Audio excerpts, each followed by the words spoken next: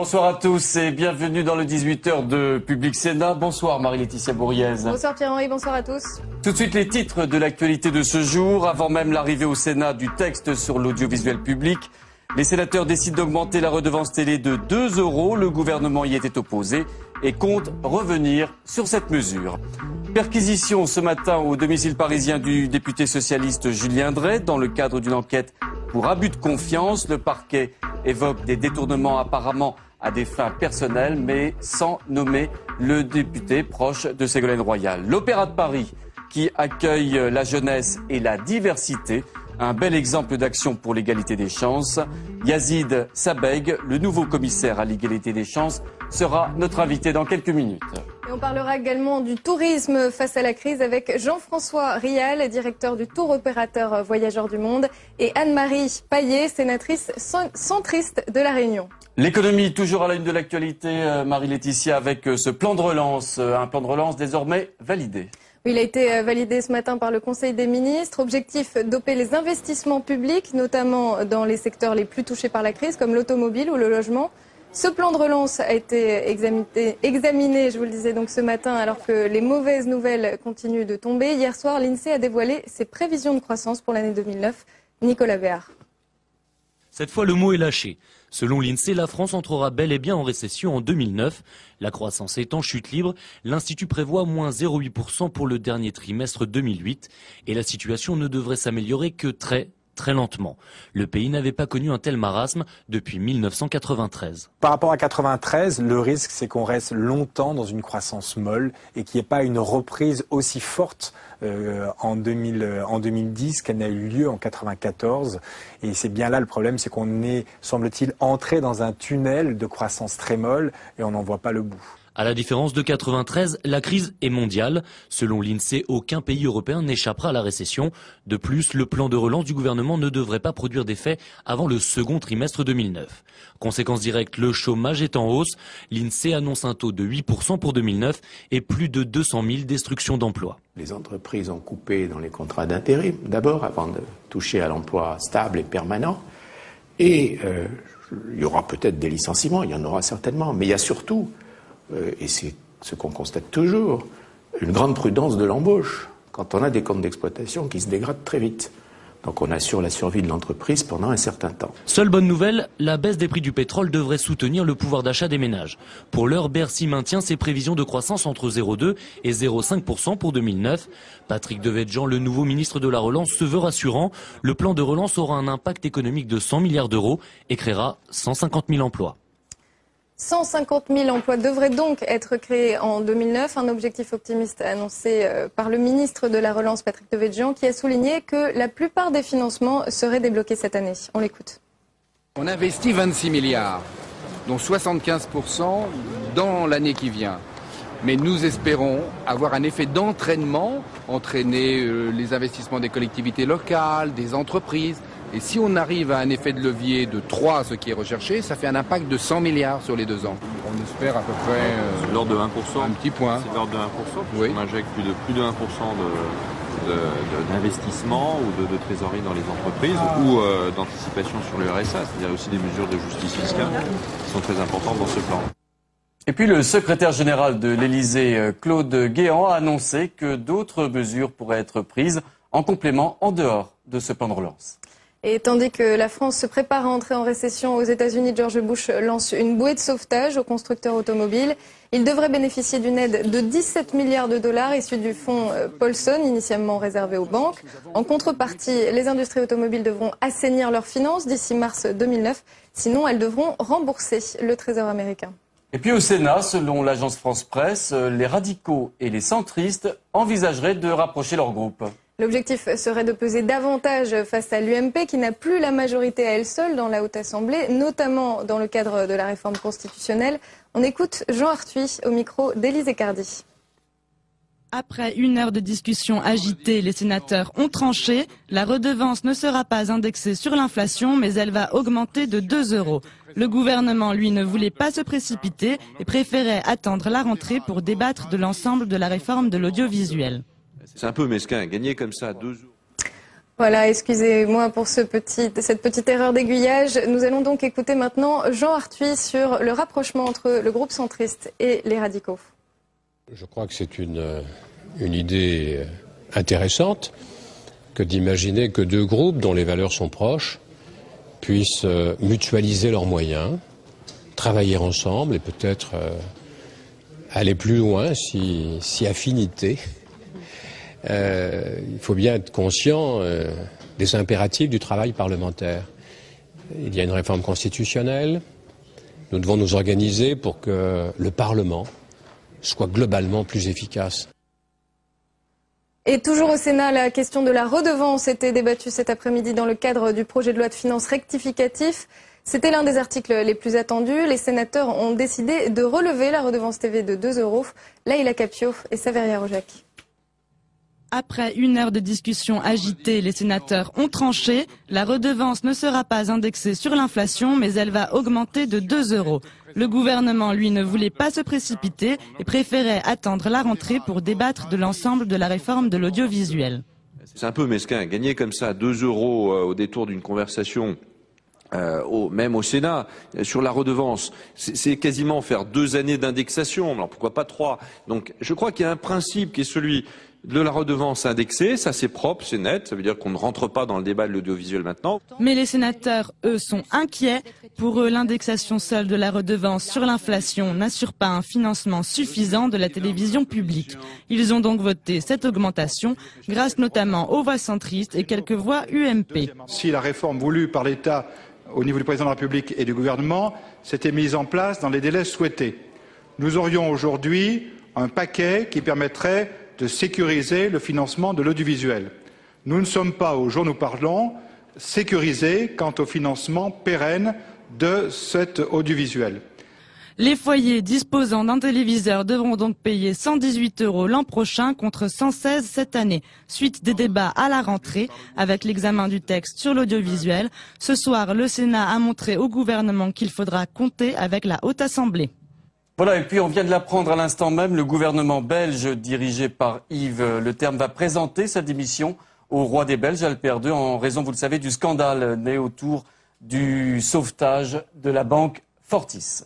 Et puis en France, Julien Drey dans le collimateur de la justice. Son domicile a été perquisitionné aujourd'hui. Le député socialiste est soupçonné d'avoir détourné à des fins personnelles des fonds issus des comptes de plusieurs associations, dont les parrains de SOS Racisme et l'organisation lycéenne La Fidèle. Et puis Xavier Darcos qui appelle à la fin des blocages des lycées. Le ministre de l'Éducation veut remettre au travail les élèves à la rentrée. Les lycéens qui appellent de leur côté à une nouvelle journée de mobilisation. Elle a été fixée le 8 janvier. L'opéra comme un tremplin vers l'avenir pour des jeunes issus de milieux défavorisés. Depuis hier soir, 26 élèves d'une classe de CM2 du 19e arrondissement jouent à l'Opéra Bastille dans un grand ballet, une adaptation de Roméo et Juliette.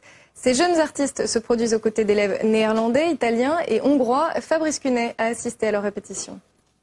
C'est trop tard, ça fait 3 minutes que je vous appelle.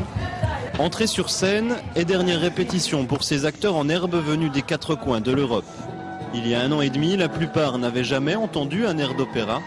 Aujourd'hui, ils s'apprêtent à jouer Roméo et Juliette. Dans les tribunes, Mohamed ne rate rien. Au fil des répétitions, il a vu son fils évoluer. Avant, ils n'avaient pas conscience de la responsabilité. Aujourd'hui, on leur donne le moyen d'être responsables, de faire quelque chose de grand. Ça leur permet peut-être aussi de prendre conscience que aussi ils ont de l'importance. Tu te souviens de cette chanson? Tu te moquais de moi parce que je n'arrive pas à retenir les paroles. Surtout, plus que le résultat, c'est ce que l'on a permis de révéler cette année grâce à la pratique artistique. C'est-à-dire se révéler eux comme ils sont, avec ou non leur handicap, avec ou non leur différence sociale. Car la plupart de ces enfants viennent de quartiers défavorisés. Depuis près de 20 ans, Daniel Fouache se bat pour faire tomber certaines barrières. Les lieux de culture ne sont pas des domaines réservés, c'est pour tout le monde. Donc je pense que ça, c'est certainement le moyen le plus efficace pour aider les élèves à devenir des citoyens à part entière. À quelques heures de la première représentation, la pression monte. Aujourd'hui, on doit le faire mieux qu'hier. Et demain, on doit le faire mieux qu'hier. et ainsi de suite. Si on pouvait continuer, je continuerais. Parce qu'après, le 21, c'est la fin et après, l'opéra, c'est fini. Donc, souhaitez une bonne chance. L'année prochaine, une autre classe prendra le relais pour un autre spectacle. D'ici là, Sabrina, Badis et les autres auront peut-être réussi à prolonger l'aventure. Voilà, la jeunesse et la diversité, on en reparle tout de suite avec nos invités.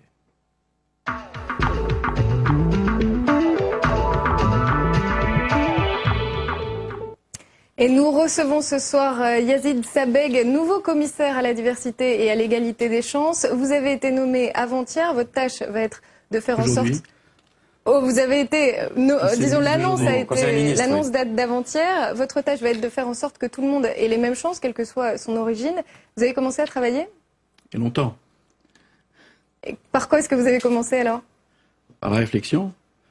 Le président de la République a édicté une feuille de route qui est assez complète lors de son discours d'il y a 48 heures.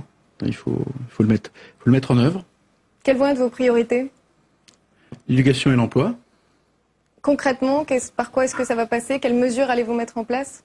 Écoutez, les mesures concernant l'emploi, c'est de mettre en place des dispositifs qui permettent de lutter efficacement contre les discriminations. Peut-être aller un peu plus loin en matière de politique de l'emploi, l'éducation. Avoir des dispositifs qui améliorent également la démocratisation du système d'éducation et de formation dans notre pays. Voilà. Vous dites aller plus loin que la discrimination positive ? Ah non, j'ai pas dit ça, j'ai pas parlé de discrimination positive. J'ai dit il faut probablement aller plus loin que les politiques de droit commun telles qu'elles sont conduites aujourd'hui. C'est ce qu'a demandé le président, avec des critères qui soient à la fois territoriaux et sociaux, sans négliger un suivi le plus complet possible à partir de statistiques qui donnent une image fidèle de la société française, notamment au plan ethno-racial. C'est ce qu'il a dit, ce sont les mots qu'il a employés lors de son intervention. Monsieur Sabeg, est-ce que vous pensez qu'aujourd'hui, l'État, le gouvernement a pris vraiment toute la mesure de ce dossier de l'intégration ? Okay, je pense que le gouvernement et le président en a sûrement pris toute la mesure, donc que notre administration soit tatillonne, lourde, quelquefois inefficace. Il l'a dit, ça peut se présenter dans certains cas. Ce qui est sûr, c'est que la situation économique et ce qu'on nous annonce au plan social comme incidence va faire que les populations les plus fragiles, parmi lesquelles il y a des Français qui souffrent d'inégalités, notamment des minorités visibles, mais pas seulement, impose qu'on prenne ce sujet très au sérieux si on veut éviter que la cohésion sociale en soit affectée. De quels moyens disposez-vous ? Les moyens de l'État. Vous avez pas de chiffres à nous donner ? Je pense, non, ce serait trop long de parler de chiffres ce soir, mais il y a déjà des politiques publiques qui fonctionnent dans le domaine de la rénovation urbaine, dans le domaine de l'emploi, dans le domaine de la formation. Il y a des ressources, c'est bien les mobiliser efficacement. Et puis, deuxièmement, moi je pense qu'il faut également mobiliser les entreprises dans des procédures et dans des processus qui soient pas plus contraignants, mais en tout cas beaucoup plus incitatifs en faveur de l'emploi des jeunes. Ça, c'est mon opinion. Je le dis depuis longtemps. Ouais. Il y a sûrement des idées novatrices et des idées nouvelles qu'on pourrait éventuellement mettre en œuvre. Alors, une époque encore récente, vous avez été relativement critique, par exemple, sur l'ampleur du plan pour les banlieues de Fadela Amara. Est-ce que vous pensez aujourd'hui avoir véritablement les moyens ? Est-ce que, par exemple, vous disposez vous-même d'un budget propre pour agir ? Moi, j'ai pas de budget propre pour agir. Il y a des ressources qui sont affectées avec des ministres qui sont compétents, sont pleinement compétents pour agir et mettre en œuvre ces plans. Ce que je vais faire, c'est qu'il y a un ensemble de décisions et d'orientations qui ont été fixées par le président de la République. Ce qu'il faut, c'est qu'elles soient mises en œuvre dans le cadre des plans qui existent. Et puis on verra s'il faut des mesures d'exception ou des ressources d'exception. Donc votre action, elle sera une action interministérielle. Vous ferez le lien entre les différents postes ministériels. Rigoureusement. Puis encore une fois, s'il s'agit de déminer des sujets, on le fera. Il y a 10, 15, 20 sujets qui nécessitent des déminages. Par exemple.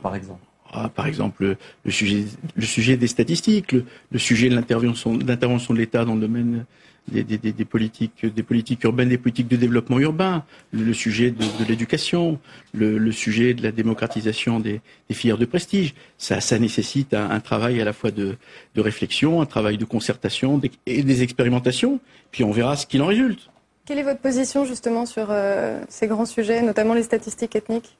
Alors, écoutez, moi, vous savez, j'ai une grande liberté de langage, comme je dis toujours. J'ai toujours été favorable à ce que ces statistiques existent et je considère qu'il n'y a pas d'obstacle légal.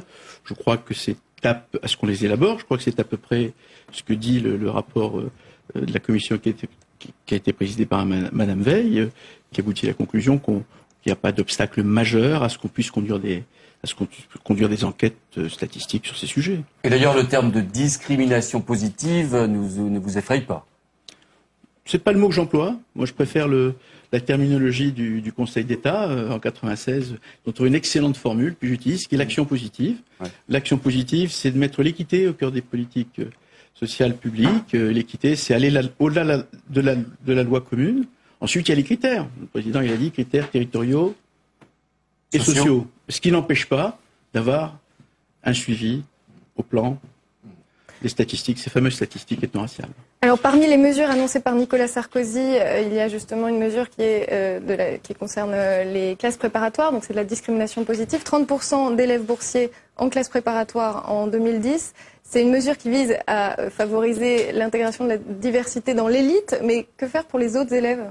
Et il y a d'autres processus. Il y a la réussite éducative, il y a une réforme du lycée qui est envisagée. Peut-être qu'on peut placer la problématique de la diversité au cœur de ce sujet. Je vois M. Darcos bientôt, donc on va en parler. Justement, est-ce qu'il ne faut pas renforcer l'enseignement primaire en banlieue plutôt que... Je viens de vous le dire, la réussite éducative, c'est quelque chose qui marche pas trop mal, qui a été engagé par Jean-Louis Borloo il y a déjà 3-4 ans. On va évaluer ce qui s'est passé. Ces programmes de réussite éducative sont à mon avis décisifs. Vous avez tout à fait raison. Ça commence là, ça commence à la maternelle, que ce soit pour l'acquisition de ce qui est essentiel, pour ce qui est de l'édification du conscience civique. Ça commence vraiment chez les tout-petits. Et il y a déjà des politiques publiques qui fonctionnent, je vous le dis, très très bien. Alors parlons de l'entreprise, on a parlé de l'éducation. L'entreprise, c'est le CV anonyme, par exemple. On sait très bien que les résultats des expérimentations qui ont été menées ne sont pas extrêmement éclairants. Est-ce que vous avez l'intention de favoriser ce type de processus? Je ne partage pas votre point de vue sur le fait que ces expérimentations ne soient pas éclairantes. C'est les entreprises qui ont testé cette possibilité d'utiliser le CV anonyme, qui n'est qu'une des voies possibles. Il y a d'autres instruments qui peuvent neutraliser les comportements discriminatoires. Alors quoi, par exemple par exemple, les méthodes d'évaluation des candidats. On peut faire, il faut dire, par exemple, on peut imaginer qu'un candidat, la décision ne revienne pas qu'à une seule personne. Ça peut être un homme, une femme, ça peut être quelqu'un issu d'une minorité visible ou quelqu'un qui est, passez-moi la formule, blanc. Il y a des tas d'outils, il y a des méthodes de rating, il y a des méthodes d'évaluation, il y a les méthodes des habiletés. Il y a 10 méthodes qui permettent. C'est une boîte à outils, il faut que les entreprises s'en emparent et qu'elles fassent vivre ces instruments. Alors, et je le redis, je pense qu'on va lancer une expérimentation sur une très grande échelle, sans très grandes entreprises, petites, moyennes, et on verra ce qu'il en adviendra. Alors, vous êtes chef d'entreprise vous-même. Aujourd'hui, il y a eu 68 entreprises de Franche-Comté qui ont signé la fameuse charte pour la diversité, dont vous êtes l'un des rédacteurs avec Claude Bébéard. Est-ce que finalement, les entreprises ont un rôle absolument majeur et déterminant dans cette affaire? L'entreprise, il faut que sur ces questions, les questions sociales de façon générale, et la question de l'emploi des jeunes et des discriminations, c'est un vrai sujet. Il faut qu'elles aient une parole vive, elles ont une responsabilité dans ce domaine. C'est ce que je pense et c'est ce dont j'essaierai de les convaincre. Merci beaucoup d'avoir été avec nous pour nous préciser, nous éclairer sur les lignes de votre action future. Merci encore. On va parler de tourisme tout de suite avec des activités elles aussi confrontées à la crise. Tout de suite notre rubrique, c'est la crise et alors.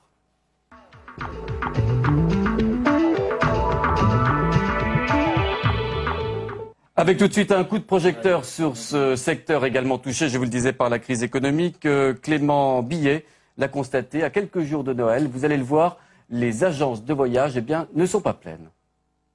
Une agence de voyage vide, l'image est de plus en plus fréquente en ce moment. Les quelques clients réservent principalement sur des vols vers l'Europe, mais certains irréductibles veulent encore se faire plaisir.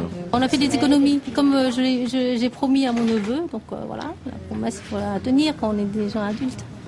Quand on veut partir, on fait tout pour y arriver, on fait des économies et c'est une passion pour moi de voyager. Dans cette société spécialisée depuis 7 ans dans la réservation de voyages sur Internet, le nombre de ventes a toujours augmenté et même si cette croissance semble ralentir ces derniers mois, l'heure n'est pas à l'affolement.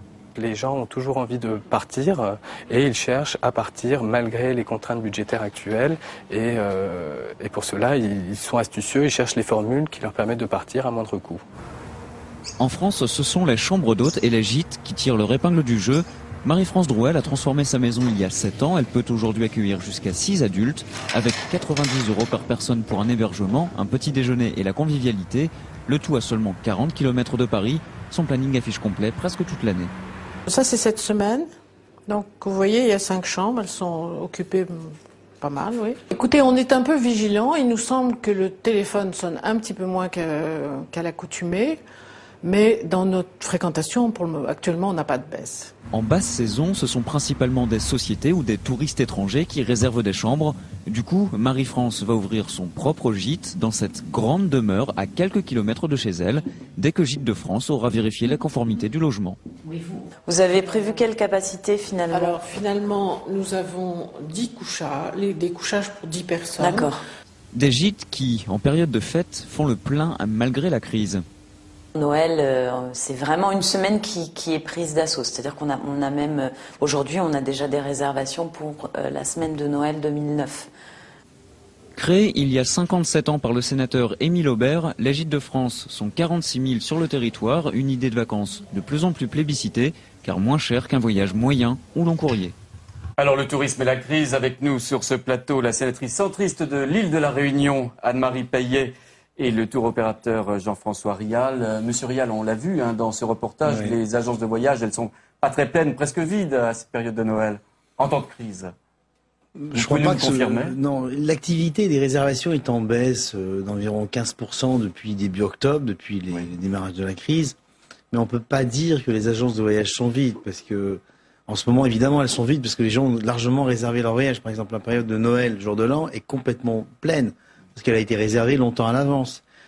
Il est clair, par contre, qu'on est dans une période d'opportunisme absolu, où on peut trouver des bonnes affaires à peu près partout, sauf quand même dans quelques endroits. Les annonces de voyage en ce moment dans les journaux, encore cet après-midi, on s'aperçoit que les prix baissent. Les prix baissent sur certains axes et sur certaines dates. Mais prenez l'Amérique latine, qui a un succès fou cette année. Je peux vous dire que vous ne trouverez pas de bonnes affaires sur l'Amérique latine. Vous allez en trouver sur l'Inde, sur la Thaïlande, sur Maurice, qui n'est pas en grande forme, mais vous n'en trouverez pas sur l'Amérique latine, pas sur l'Égypte, pas sur les États-Unis. D'ailleurs, quand j'ai entendu votre reportage où on dit que globalement les voyages courts fonctionneraient plus, c'est pas les statistiques de notre profession que nous constatons. Les voyages courts s'en sortent pas mal, mais il y a des voyages longs qui s'en sortent très mal, comme la Chine ou l'Inde. Puis des voyages longs comme par exemple les Maldives ou l'Amérique latine qui s'en sortent très bien. Donc vous voyez, tout ça, globalement on est en baisse, mais on ne peut pas dire que forcément les voyages courts vont être moins chers et plus prisés. C'est plus compliqué que ça. Est-ce que vous adaptez vos produits à ce contexte de crise? On adapte nos produits, bien entendu, mais en fait nous on vend du voyage sur mesure, donc le client décide un peu ce qu'il veut acheter. Donc on n'est pas dans une logique de ce type. Mais par exemple, il faut faire très attention parce que les gens se décident tard. La baisse porte essentiellement sur des réservations que nous n'avons pas, qui sont lointaines. Mais si vous regardez les réservations pour les départs très proches, la Noël, ou le mois de janvier, ou le mois de février, on n'est pas en baisse. En fait, on est plutôt dans une période où on est dans l'attentisme. Je ne décide pas tout de suite parce que j'ai peur. Anne-Marie Payet, les touristes viennent chez vous dans l'île de la Réunion où c'est l'été en ce moment? Oui, c'est l'été en ce moment et j'aimerais préciser que la destination Réunion reste attractive. Nous avons nos cirques, la mer, le volcan, un des volcans les plus actifs de la planète. Et je pense que nous n'avons pas mis encore en lumière toutes les belles images de notre département. Vous savez, il y a une expédition qui est là-bas actuellement et qui est venue explorer les profondeurs avec un robot caméra haute définition. C'est une expédition Abyssea qui vient de Brest avec des scientifiques et qui vont explorer vraiment les profondeurs du sud et de l'ouest. Mais le tourisme est touché par la crise ? Le tourisme est touché par la crise, bien évidemment. Ce qu'il y a vraiment, surtout en 2007, en 2008, il faut pas oublier que nous, à La Réunion, nous avons subi une première crise, qui était la crise du chikungunya il y a quelques années, où vraiment il y a eu une grande baisse des activités hôtelières. Il y a eu une remontée dans les années 2006 et 2007, une timide remontée, disons. Et au début de l'année 2008, nous avons commencé sur les chapeaux de roue avec un mois de janvier qui est vraiment très très prometteur, avec un nombre de touristes, un nombre de passagers, disons, accueillis, puisque les Réunionnais étaient dans ce nombre aussi, un nombre de passagers accueillis à Gilo qui battait tous les records, 175 000 passagers accueillis. Et il y a eu aussi donc un mois de janvier très prometteur avec un taux de fréquentation des hôtels à la hausse. Nous avons un mois de mai et un mois de juin vraiment très dynamiques. Mais la période de juillet à septembre a été vraiment à la baisse. Tous les chiffres étaient revus à la baisse. Et à nouveau, un mois d'octobre où les chiffres remontent. Donc, il y a eu des hauts et des bas pendant cette année 2008. Et au total, on peut dire que l'année 2008 a été assez favorable, disons. La Réunion reste une destination favorable pour le tourisme aujourd'hui ? La Réunion, c'est un endroit magnifique. Madame la sénatrice l'a très bien expliqué. Il y a des paysages époustouflants. Je pense que les variations d'activité qu'elle évoque sont liées à des départs. Le problème qu'on a là, c'est plutôt les réservations qu'on a depuis début octobre pour 2009 qui, globalement, vont être en baisse. Mais peut-être moins qu'on le croit. Parce que en période de difficulté, on a besoin un peu quand même d'aller un peu s'aérer la tête. Oui. Le voyage, c'est pas mal. Est-ce qu'il faut prendre des mesures pour soutenir le tourisme ? La Grèce, par exemple, prend des mesures très volontaristes ? Je pense que tous les pays, les hôteliers font des promotions, ceci, cela. Moi, je crois que ça sert à pas grand-chose. Je crois que quand on n'a pas envie de réserver pour partir au printemps ou l'été, parce qu'on a un peu peur de la crise économique, on parle que de ça du matin au soir. Tous les jours, il y a un nouveau truc, il y a un nouveau chiffre, il y a un type qui a piqué 50 milliards, enfin bon, etc., etc. Donc les gens, ils veulent bien partir, mais c'est pendant pas longtemps. Donc je crois pas trop à ce genre de mesures, non. Je crois que c'est inefficace. Un aspect psychologique, mental, pour inciter les gens à respirer. Enfin. On est totalement dans l'aspect psychologique. Le voyage, c'est vraiment de l'affect. On est dans le psychologique. Les voyages en famille, par exemple, se réduisent. Les gens partent moins avec leurs enfants, partent à deux, mais moins avec leurs enfants, et réduisent leurs prestations aussi. Puis sur place, ils consomment parce qu'ils se disent je suis quand même complètement idiot de ne pas avoir acheté telle et telle excursion. Alors du coup, sur quoi ils font des économies sur place ? Ils les font avant d'acheter. Sur place, ils vont pas acheter moins d'excursions, ils vont acheter des catégories d'hôtels un peu plus faibles, ils vont partir un peu moins longtemps, ils vont faire 2 voyages au lieu de 3 ou 1 voyage au lieu de 2. Ouais, ce genre de choses. Mais au final, moi je parie que le voyage en France va baisser de 5%, pas plus. Pas plus. Anne-Marie Paillet, la crise, au-delà des aspects touristiques qu'on vient d'évoquer, comment ça se passe chez vous aujourd'hui, dans votre vie ? Nous sommes très inquiets parce qu'il y a le chômage qui est revu à la hausse. Et déjà, nous avions le taux de chômage le plus important de France, donc ça nous inquiète vraiment beaucoup.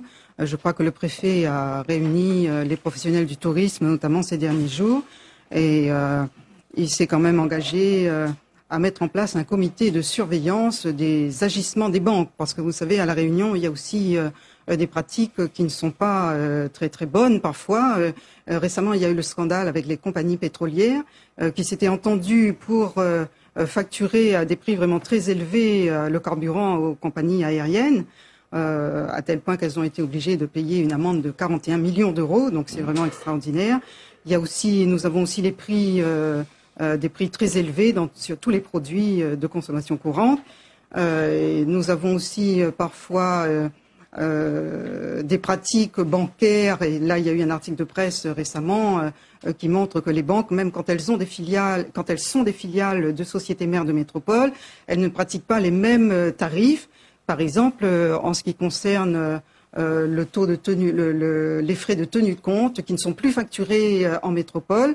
Alors chez nous, ça peut être facturé jusqu'à 63 € l'année, et c'est vraiment. Donc on vous sent très attentif sur ce qui se passe chez vous en temps de crise aujourd'hui. Alors le préfet est très attentif et il a mis sur place un comité de surveillance de toutes les activités des banques.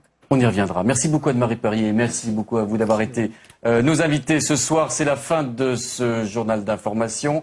Très bon week-end à tous. Ne manquez pas Bibliothèque Médicis, c'est tout de suite présenté par Jean-Pierre Elkabbach. Invité principal Luc Ferry, le philosophe. Très bon week-end à tous.